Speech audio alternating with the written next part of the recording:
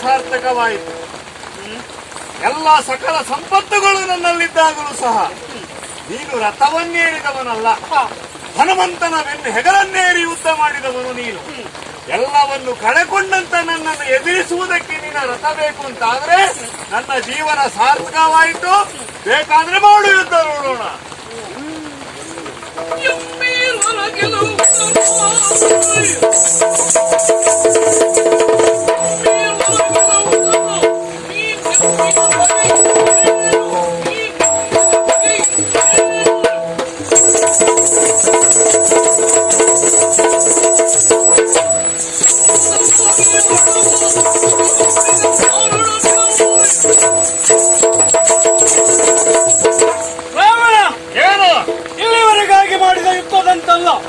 ರಾಮ ರಾವಣರ ಕಾಳಗ ಅದು ನಡಿಬೇಕು ಅಂತಾದ್ರೆ ನನ್ನಲ್ಲಿ ಹೋರಾಟವನ್ನು ಎಸಗಬೇಕು. ಇಲ್ಲಿವರೆಗಾಗಿ ನೀವೆಲ್ಲ ಮಾಡಿದ್ದು ಅದೆಷ್ಟೋ ಮೋಸದ ಕೃತ್ಯವನ್ನ ಎಸಗಿದ್ದೀರಿ. ಈಗ ಯಾವ ಮಾರಣದ್ವಾರವನ್ನು ಮಾಡ್ತೀಯೋ, ಮೋಸದ ಕೃತ್ಯದಿಂದ ನನ್ನನ್ನು ಗೆಲ್ಲುವುದಕ್ಕೆ ಮುಂದಾಗಿ ಬರ್ತೀಯೋ, ಯಾವ ಬಗೆಯ ಯುದ್ಧ ನಿನ್ನದು?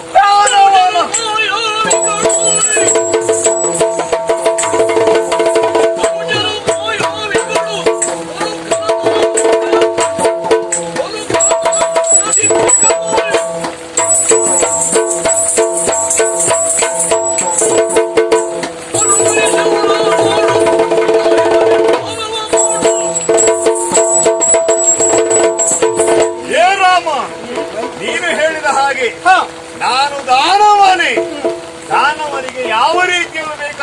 ಮಾಡಬಹುದು, ಮಾಯದಿಂದ ಬೇಕಾದ್ರೂ ಯುದ್ಧ ಮಾಡಬಹುದು, ಇಲ್ಲ ನಿನ್ನ ಎದುರುಗಡೆ ನಿಂತು ಯುದ್ಧ ಮಾಡಬಹುದು. ನಾನು ಯಾವ ರೀತಿ ಯುದ್ಧ ಮಾಡಿದರೂ ಸಹ ಅದನ್ನು ವಿರೋಧಿಸುವ ಸಾಮರ್ಥ್ಯ ನಿನ್ನಲ್ಲಿ ಉಂಟು ಅಂತಾದ್ರೆ ಬಾ ಯುದ್ಧ ಮಾಡೋಣ.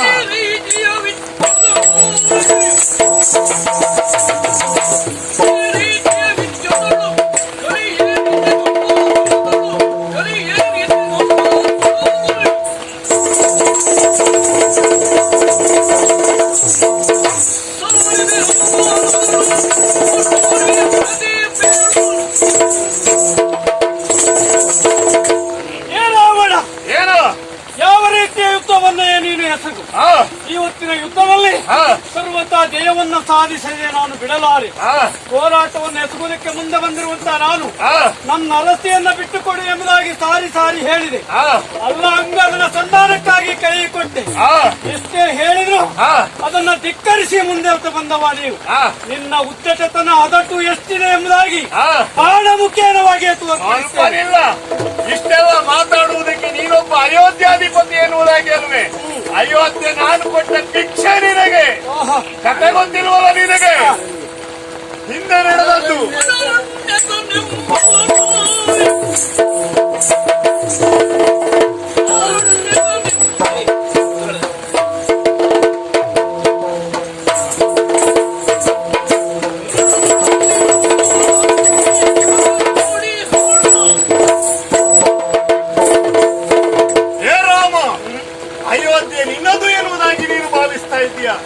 ಹಾಗಂತ ಅದು ನಾನು ಕೊಟ್ಟ ಭಿಕ್ಷೆ ಎನ್ನುವುದು ನಿನಗೆ ಗೊತ್ತಿಲ್ಲವೇನು? ಹೇಗೆ ಹಿಂದೊಂದು ಕಾಲದಲ್ಲಿ ಅರಣ್ಯಕ ಎನ್ನುವವನು ಯಾಗವನ್ನು ಮಾಡ್ತಾ ಇದ್ದ. ಆ ಸಂದರ್ಭದಲ್ಲಿ ಬಂದವನು ನಾನು. ನನ್ನೊಡನೆ ದೂರ ಕೊಡು ಎನ್ನುವುದಾಗಿ ಹೇಳಿದ್ರೆ ಅದಕ್ಕೆ ಒಪ್ಪದ ಯಜ್ಞವನ್ನು ಮಾಡ್ತಾ ಇದ್ದವ. ಹಿಂದೆ ಮುಂದೆ ನೋಡದೆ ಅವನ ತಲೆಯನ್ನು ಕಡೆಯಲು ಹೋಮಂತ ಹಾಕಿದವನು ನಾನು. ಆಮೇಲೆ ಅಯೋಧ್ಯೆಗೆ ನಾನು ಮರಳಿ ಬರಲಿಲ್ಲ. ಹಾಗಂತ ಅದನ್ನು ಪ್ರಶ್ನಿಸಲಿಕ್ಕೆ ಯಾರು ಬರಲಿಲ್ಲ. ಅಯೋಧ್ಯೆಗೆ ಯಾಕೆ ಮರಳಿ ಬರಲಿಲ್ಲ? ಅವ ಕೊಟ್ಟಿರುವಂತಹ ಶಾಪ ನಮ್ಮ ಸೂರ್ಯ ವಂಶಜರಿಂದಲೇ ಹುಟ್ಟಿರುವಂತಹ ಅರಸು ಕುವರನಿಂದ ನಿನಗೆ ಮರಣ ಎಂಬುದಾಗಿ. ಈಗ ನೀನು ಬಂದದ್ದು ಸೀತೆಯೇ ಬಂದಿದ್ದಲ್ಲ, ಬಂದದ್ದು ಯಾಕೆ? ನಿನ್ನನ್ನು ಓದಿಸುವುದಕ್ಕಾಗಿ. ಹೌದೇನಾ? ಗುರುದ್ರೋಹ.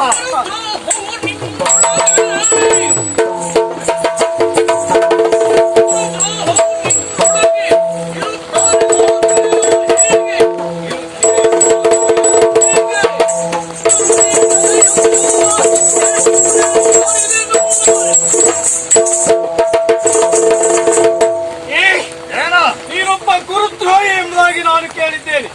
ಹಾಗಾಗಿ ಇಂಥ ಗುರುವಿಗೆ ತಿರುಮಂತ್ರವನ್ನೆಸಗುವುದಕ್ಕೆ ಮುಂದಾಗಿ ಹೋಗಿರುವಂತಹ ನೀನು ಲೋಕದಲ್ಲಿ ಆದರ್ಶ ವ್ಯಕ್ತಿಯಾಗಿ ಬದುಕುವುದಕ್ಕೆ ಸಾಧ್ಯ ಇಲ್ಲ. ರಾವಣ ನಿನ್ನ ಪಾಪದ ಕೊಡ ತುಂಬಿತು ಎಂಬುದಾಗಿ ಭಾವಿಸಿಕೋ. ಬಿಡುವಂತ ಬಾಣದ ಆಘಾತವನ್ನು ಸಹಿಸು ನೀನು.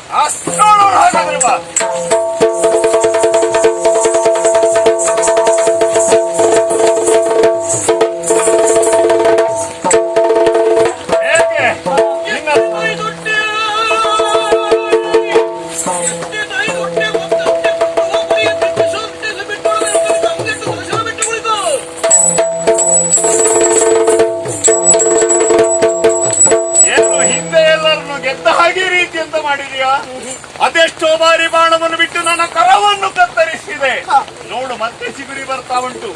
ಆಮೇಲೆ ನನ್ನ ಶಿರವನ್ನು ಕತ್ತರಿಸಿದೆ, ಅದು ಚಿಗುರುತ್ತಾ ಉಂಟು. ನಿನ್ನಿಂದ ನನ್ನನ್ನೇನು ಮಾಡ್ಲಿಕ್ಕಾಗುವುದಿಲ್ಲ. ಕೆರಳು ಇಲ್ಲಿಂದ ಹಿಂದಕ್ಕೆ. ಜಯ ಗಳಿಸುವಲ್ಲಿ ನಾನು ಅಸಮರ್ಥನಾದೆನಲ್ಲ. ಯಾಕೆ ಹೀಗೆ ಎಂಬುದಾಗಿ ಯೋಚಿಸಿದಾಗ ಅರ್ಥ ಆಯ್ತು.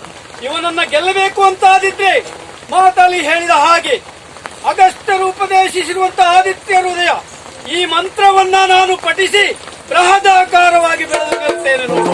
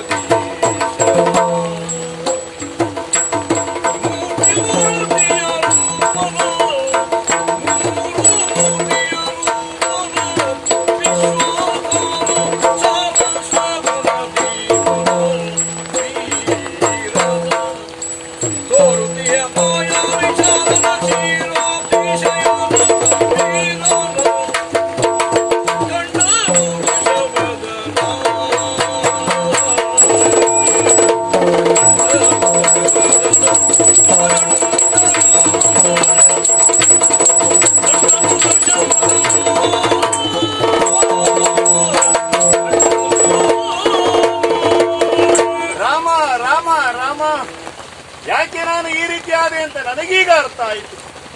ಶ್ರೀಮನ್ ನಾರಾಯಣನೇ ಭಕ್ತನ ಉದ್ಧಾರಕ್ಕಾಗಿ ಧರೆಗೆ ಅವತಾರ ಎತ್ತಿ ಬಂದು ಎನ್ನುವುದು ಸ್ಪಷ್ಟವಾಯಿತು ದೇವ. ಹಿಂದೆ ನಾವು ಮಾಡಿದಂತ ತಪ್ಪು ದುರಂಕಾರದಿಂದ ಇದ್ದವರು ನಾವು ಯಾರು? ಜಯ ವಿಜಯರಲ್ವೇ? ನಿನ್ನ ದ್ವಾರಪಾಲಕರಲ್ವೇ? ನಿನ್ನನ್ನು ಕಾಣಲಿಕ್ಕೆ ಬಂದಂತ ಋಷಿ ಮುನಿಗಳ ಶಾಪದಿಂದ ನಾವು ಈ ರೀತಿ ರಕ್ಕಸರಾಗಿ ಹುಟ್ಟು. ಅಂದು ನೀನೇ ಆಡಿದ ಮಾತು, ಭಕ್ತರಾಗಿ ನನ್ನನ್ನು 7 ಜನ್ಮದಲ್ಲಿ ಬರ್ತೀರೋ ಅಥವಾ ನನ್ನ ವೈರಿಗಳಾಗಿ 3 ಜನ್ಮದಲ್ಲಿ ಹಿಂದೆ ಬರ್ತೀರೋ ಎನ್ನುವುದಾಗಿ. ದೇವ, ವೈರಿಗಳಾಗ್ತೇವೆ, ಆದ್ರೆ ಅದನ್ನು ಆ ಶಾಪ ವಿಮೋಚನೆ ಮಾಡುವ ಉದ್ದೇಶದಿಂದ ನೀನೇ ಬರಬೇಕು ಎನ್ನುವುದಾಗಿ ಕೇಳಿಕೊಂಡವರು ನಾನು. ಈಗ ಈ ಭಕ್ತನ ಶಾಪ ವಿಮೋಚನೆಗಾಗಿ ಜರಗಿಳಿದು ಬಂದಿಯಲ್ಲ, ಧನ್ಯನಾದೆ ಸ್ವಾಮಿ, ಧನ್ಯನಾದೆ. ಹಾಗಂತ ಈ ರೀತಿ ಕೋದಂಡರಾಮನಾಗಿ ನಿಂತರೆ ನಿನ್ನಿಂದ ಯಾವ ಪ್ರಯೋಜನವೂ ಆಗುವುದಿಲ್ಲ. ನೀನೀಗ ದೈವಾಂಶ ಸಂಭೂತನಾಗಿ ಮೆರೀತಾ ಇದ್ದಿ. ನನ್ನನ್ನು ಕೊಲ್ಲಬೇಕು ಅಂತಾದ್ರೆ ನಾನು ಪಡೆದ ವರ ಏನು? ಮನುಷ್ಯರಿಂದ ನನ್ನ ಪಾಲಿಗೆ ಮರಣ ಬರಲಿ ಎನ್ನುವುದಾಗಿ. ನೀನು ಈ ದೈವತ್ವವನ್ನು ಬಿಡು, ಸಾಧಾರಣ ದಶರಥನ ಮಗನಾಗಿ ನನ್ನೊಡನೆ ಯುದ್ಧ ಮಾಡು. ನನ್ನ ಜೀವವನ್ನು ನಿನಗೆ ಅರ್ಪಿಸುತ್ತೇನೆ.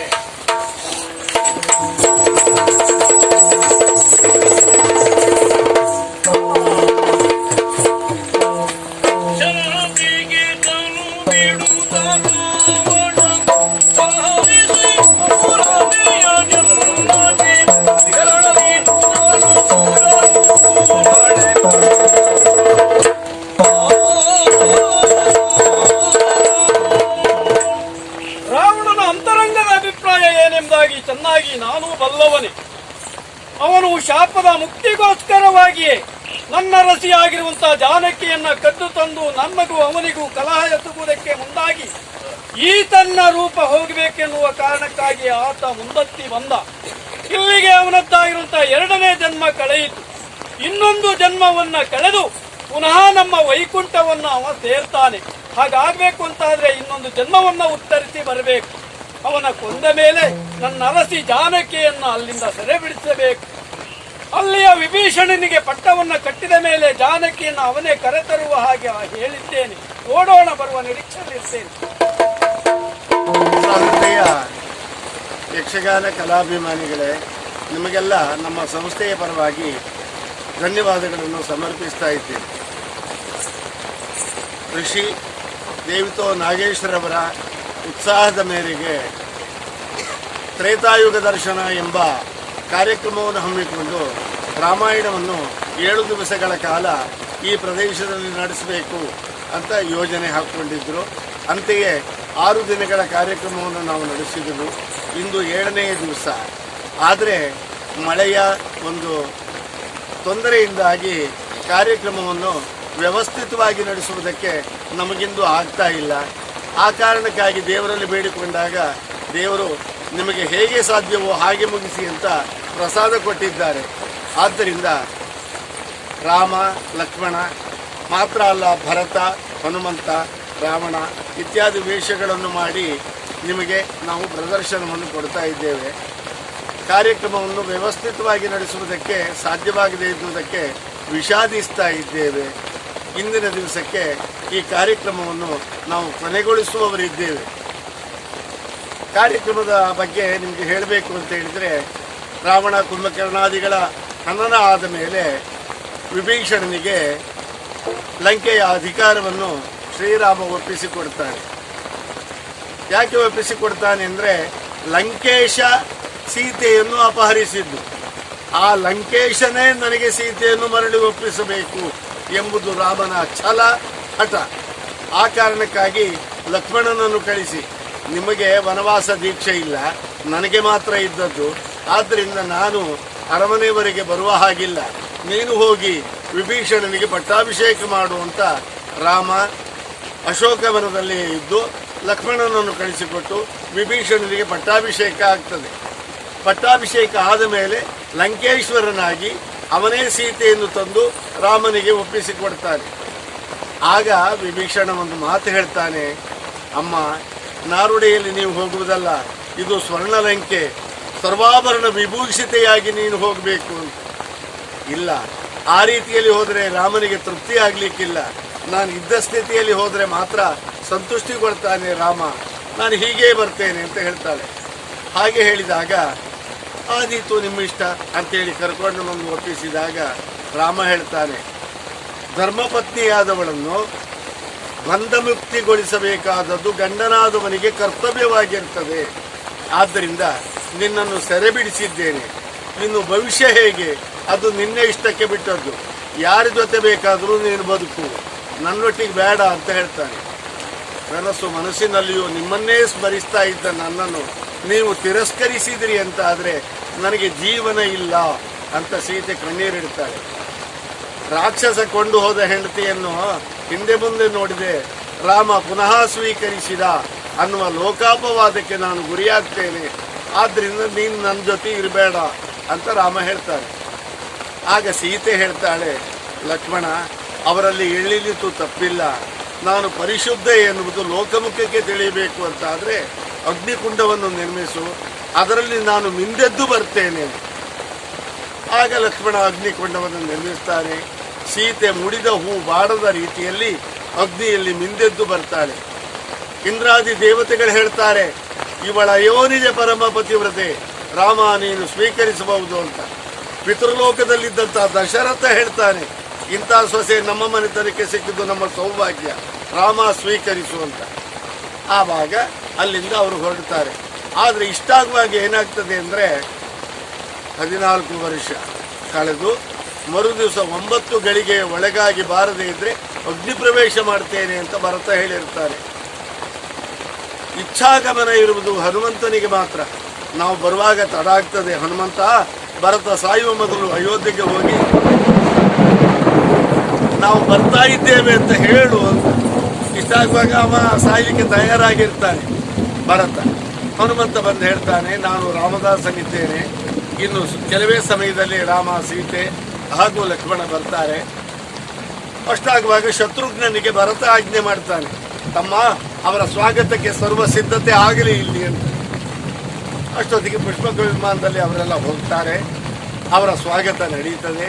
ಶ್ರೀರಾಮನಿಗೆ ನಿಜ ಪಟ್ಟಾಭಿಷೇಕ ನಡೀತದೆ. ಇಲ್ಲಿವರೆಗೆ ನಾವು ಇದನ್ನು ರಂಗದಲ್ಲಿ ತೋರಿಸಬೇಕು ಅಂತ ಇದ್ದೆವು, ಅದು ಸಾಧ್ಯವಾಗದೇ ಇದ್ದುದರಿಂದ ಮಾತಿನಿಂದ ತಿಳಿಸ್ತಾ ಇದ್ದೇನೆ. ಅಭಿಮಾನಿಗಳು, ಯಕ್ಷಾಭಿಮಾನಿಗಳು ನಮ್ಮನ್ನು ಕ್ಷಮಿಸಿ, ಇದನ್ನು ನೀವು ಗೌರವಿಸಬೇಕು, ಪ್ರೀತಿಸಬೇಕು, ಆದರಿಸಬೇಕು ಅಂತ ವಿನಯಪೂರ್ವಕವಾಗಿ ನಾನು ಪ್ರಾರ್ಥಿಸಿಕೊಳ್ತಾ ಇದ್ದೇನೆ. ಅದು ಕೂಡ ಬೇರೆ ಬೇರೆಯವರು ಸಹಕಾರ ಕೊಟ್ಟು ಅವರವ್ರ ಮನೆಗಳಲ್ಲಿ ತಮ್ಮದೇ ಮೇಳ ಅನ್ನಾಗಿ ನಡೆಸ್ಕೊಂಡಿದ್ದಾರೆ. ಇದು ಒಂದಷ್ಟಲ್ಲಿ ಒಂದು ಒಳ್ಳೆಯ ಬೆಳವಣಿಗೆ. ತ್ರೇತಾಯುಗ ಅಂದರೆ 3 ಭಾಗ ಧರ್ಮ ಇರಬೇಕು, 1 ಭಾಗ ಧರ್ಮ ಇದ್ದೇ ಇರ್ತದೆ. ದ್ವಾಪರ ಅಂದರೆ 2 ದೋ, ಅದು ಕೊಡಲು ತಗೊಳ್ಳೋದು ವ್ಯವಹಾರ ಮಾತ್ರ ಇದ್ದರೆ ದ್ವಾಪರ ಆಗುತ್ತೆ. ನನ್ನದು ಹೆಚ್ಚುವರಿ ಕೊಡುವಿಕೆಯೇ ತ್ರೇತ. ನಂದು ನಿಂದು ಏನೂ ಅಲ್ಲ ಅಂತ ಮಾಡ್ತಾ ಇರೋದೇ ಕೃತಯುಗ. ಕೃತಿ ಅಂದರೆ ಅದೇ ಮಾಡೋ ಕೃತಿ. ಅಂಥದ್ರಲ್ಲಿ ನಾವು ವನಕ್ಷೇತ್ರಗಳು ತ್ರೇತಾಯುಗ ಅಂತ ಕರೆದಿದ್ದೀವಿ. ಇದು ತ್ರೇತಾಯುಗವೇ ಆಯಿತು. ನಾನು ಸಂಕಲ್ಪ ಮಾಡಿದ್ರು ಯಾರನ್ನು ಕೇಳಿ ಮಾಡಿರಲಿಲ್ಲ, ಆದರೆ ಎಲ್ಲರೂ ಸಹಕಾರ ಕೊಟ್ಟಿದ್ದು ಹೇಗೆ ತ್ರೇತ. ಆದ್ದರಿಂದ ತ್ರೇತಕ್ಕೆ ಏನು ಕಾರಣ ಆಗಿದೆ.